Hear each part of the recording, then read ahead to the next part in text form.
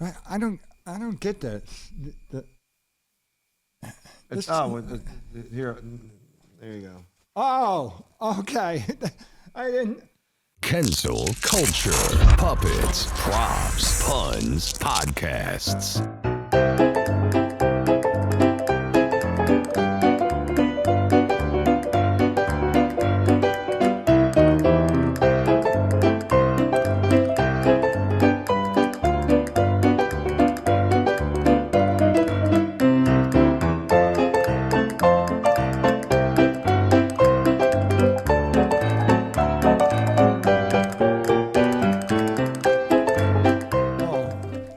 Everybody, and welcome back to Kensil Culture, the pop culture magazine. And I'm here with John Kensil, hence the name Kensil Culture. And we're about to talk about some of our favorite old TV shows. Yeah. I can sort of introduce it with a little surprise. What we're going to talk about now. Okay. Don't get scared. Hey, we have a surprise coming right up, folks, and it's, that's my tie from the last show. I have a nice flowery tie here for spring. Is this going to be a sequel? Going to be a sequence of open... No, just for this segment. All right. Well, here he is once again, opening like a surgeon. You're like a surgeon, John. You know, they should hire you at Amazon just to open boxes. And this is from a listener named E. McGonigal. It says he used to sleep in this box at his lunch break until one day someone put him in the mailbox. He's going to box your ears. That's what he's going to do. That's look. A garbage bag. My lunch. Oh man, he must know what you really need. Yeah. What could be in here? Oh, you should be glad you got a garbage bag. Yeah, it's true. Okay. That's my dad. That's my dad used to say. He liked his girlfriend like his garbage bags. Yeah. If she's hefty, he was glad. Oh, sure. I just bursted my ear. Yeah. But because, that's a coincidence because I'm on the Shakespeare diet now. What's that mean? Tubby or not tubby? Shakespeare diet, yeah. Okay. Shakespeare. Oh, sorry. Shakespeare. All right. All right, let's see. Spear, you see? I don't like your latitude, all right? Let's see what's in the sack. Oh. And now John is opening the sack. Look what it is, ladies and gentlemen. Oh, I am so envious. I haven't been envious in a long time of anything that John Kensil could bring up. But that, of course, is from one of my favorite TV shows. Okay? The Bible. Yeah. Right over there, John is going to... Yes, it's Grandpa from the Munsters. Right over there, Al Lewis. Yeah. Al Lewis, a very great actor and liar, okay? I don't want to say anything, but you're amusing yourself, John, okay? Look, can't see that I'm surprised you can see his face on the green screen, okay? Does he have no face at all? Wait, can I ask something? Yeah. Did you ever meet Grandpa Al Lewis? Well, yes, I did. I met Grandpa Al Lewis he used to have a club in... he had a restaurant. Street? Yeah. Okay. He was a very interesting man. He said he did all sorts of accomplishments, but they found out later he didn't. And he added 13 years onto his life. Yes. Okay, so he can get these old man roles. But when I saw him and I met him backstage at his club in Yonkers, New York. Yonkers is 45 minutes from Broadway. That's what they used to say about Yonkers. And it was, a club, New Yorkers and everything. And it was a theme, sort of a Munsters theme, okay? And they would have giant, fish bowls full of green liquid, right. of all sorts of things with bubbling smoke coming out of it. They had the waitresses were all dressed in horror things like that. But when I went, we were playing Rodney Dangerfield's place. And Rodney wanted to meet, Rodney wanted to meet Al Lewis. Oh, really? And so we went to his club, with Rodney, and Rodney just said, "Hey, Al, it's all about drugs, and it's all about drugs and sex. That's all it is. I'm telling you. Drugs and sex." And Al was like very fragile looking, when I saw him. He was elderly. He was, But I always thought that stuff like this. I told Miss Cynthia that there's a weirdo universe of oddball characters like this. A Jewish guy wearing makeup playing Dracula, and on a TV series he would appear in the daylight. Like is he really a vampire? And he was so weird looking on Car 54, which he played Leo Schnauzer on Car 54. And a big long nose and upside his mouth. He had no teeth in his mouth. Well, and you've you surprised me with this doll. I did at one time meet Fred Gwynn also. Oh. Fred Gwynn, who played the Munster, Herman Munster. Yes, sorry. And he was a big punster, and he put out books with puns. Right. Okay. He would draw wordplay. He would draw all wordplay, and he would make art pieces out of it. So I was out there in Long Island, and I went to one of his art openings early in the morning, I remember, and it was just me and him, and he took me around and showed me all the different things. And you know what was so funny about him? He was so much more preppy and handsome in real life, than he was ever on television. On television, he looked weird. Yeah. But he was very preppy and very well put together. But you got me, you bought this for me, but I bought, this is Grandpa, okay? Right? And I bought you right over here. I bought you something that I know that you like. I bought right over here. These are Granny undies right over there. They're from Granny's, okay? Oh! So you and your, you can take that. You and your friends can dress up in that. Christmas comes early for me. There's a, yes? Oh, right there. On the photograph right there. On the right is David Johansen, who just passed away last week at Buster Poindexter. 75 years old. That's hot. They made a film version of a TV series from the early 60s called Car 54, Where Are You? They made an updated version. They did several movies. They could never do it. Right. They had such writers on that, and it was such a New Yorker sort of show. That was the funniest show on television. People love it about it's like two mismatched police officers in this early 60s. But I thought something was interesting about that.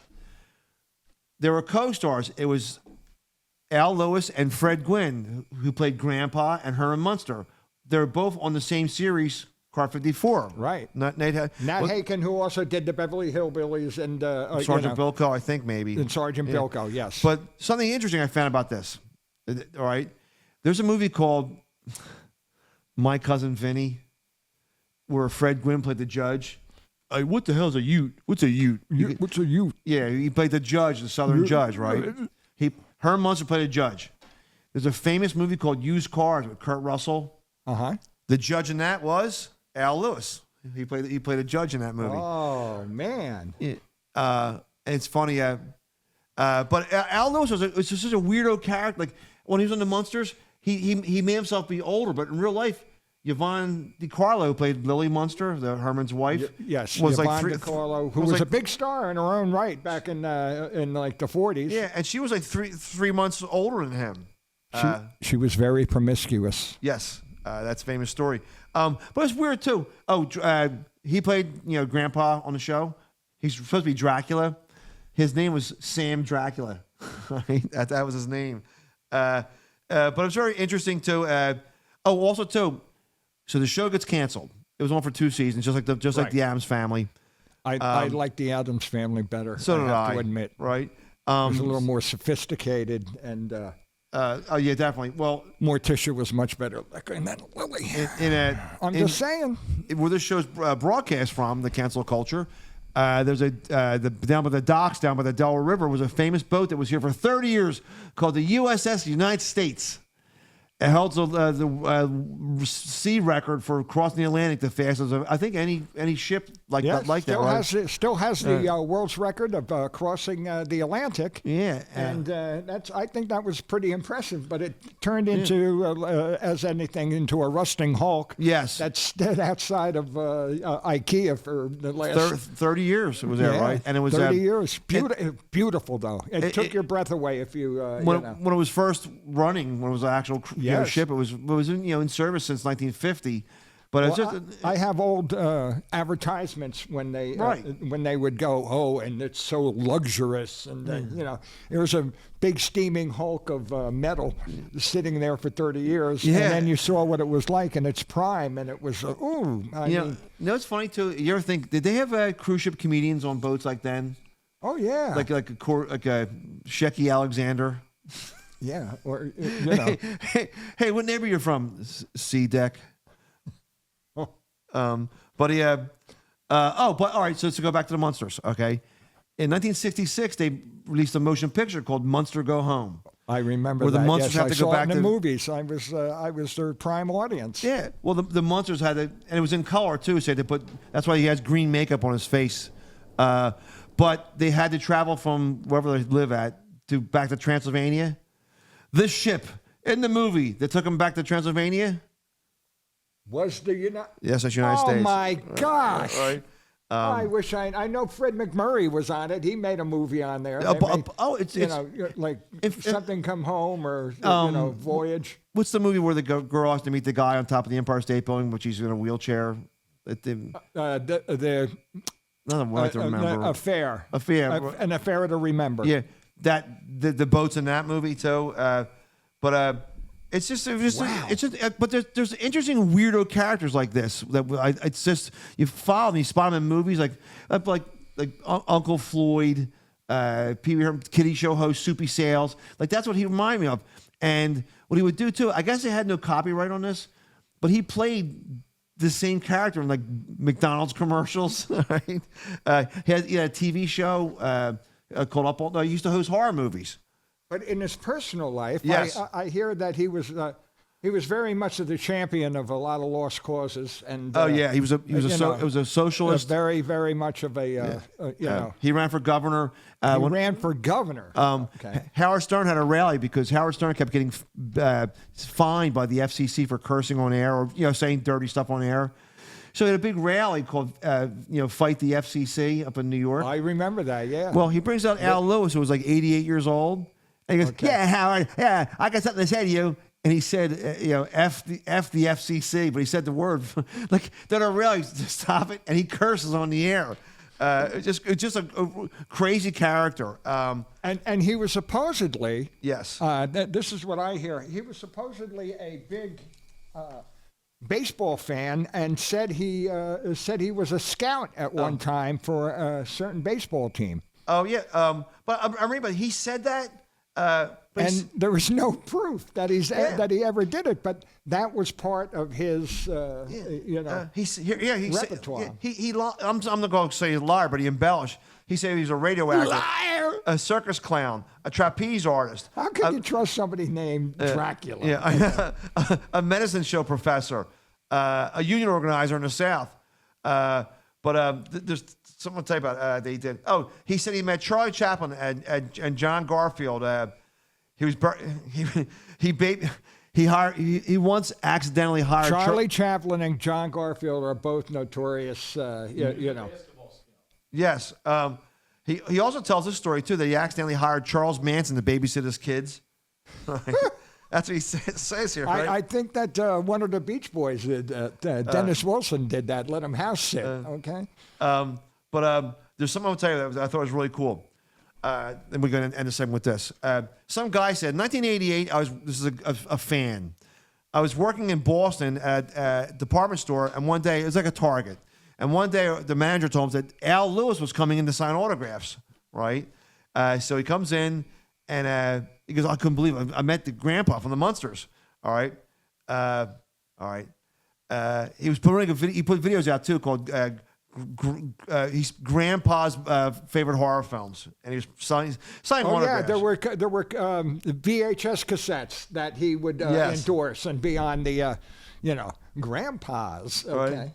So the guy says this. He was much funnier as So I was standing. Leo Schnauzer on 54. And he said, when I was about third or fourth in line to get his autograph, there's a little kid there, about 9 or 10 years old, was in front of me, waiting to get Grandpa Al Lewis's autograph, right? So so the kid stepped forward, and the kid's so excited to get Grandpa Al Lewis's autograph.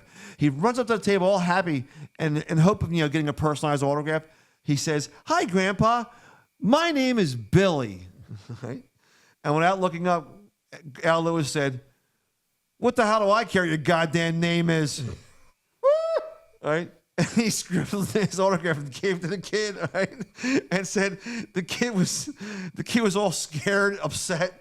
And he goes, "I don't know if he was channeling being a mean old man or what, but the poor little kid was devastated." He was gruff. He was gruff in a way that, he turned into an old New Yorker. But he had he ran for governor. Did he? Yeah, ran for governor. He got votes. But he ran as a socialist, and which isn't the number one thing. No, to do. he ran on the Green Party. Oh, that's right. Yes, the Green Party, which is almost social. Yeah. But just an interesting weirdo character about that. I just thought that was neat to see. And but check him out. It's funny too. Whenever you spot him in a movie, like Grandpa, he could do anything else. What's this? This is what Grandpa could turn into. Okay. Look, it's a bat. Okay. Yeah, it is it's a pink bat from I want to suck you, but they but that's very interesting. And hey people, a little history lesson of weirdo vaudeville type people. That's it for this episode of. Hey, and you can all watch the Munsters. Okay, it's not they're all accessible now on MeTV. Yes. Okay, and sometimes we talk about the older TV shows that. That everybody can watch now because it's such it's such an overglut of culture now. You know what's really neat about the show too?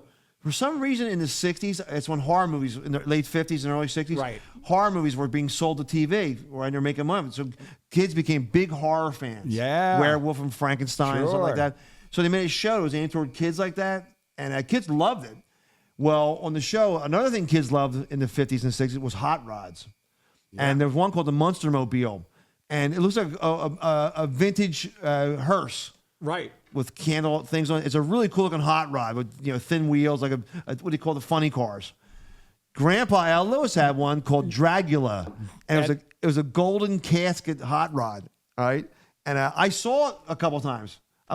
There must be a couple of them out there, like there is for every other notable. Rob Zombie, I think, might have a copy of it, but it was really neat. So when I went to a horror convention a year or two ago. The last remaining survivor of the cast of the Munsters is Eddie Munster, played by Butch Patrick. Who was good friends with, yes. He took care of... very good friends with him. Al Lewis. Well, he was sitting next to the car. I have it on my phone. I got to find it. He was sitting next to the car, right? And I took a picture of him. I looked at my picture later on. He was picking his nose. In the picture. But that's it for this one. He was digging for gold right over there. Hey, ladies and gentlemen, don't forget to hit that subscribe button, okay? Ring that bell and tell your friends.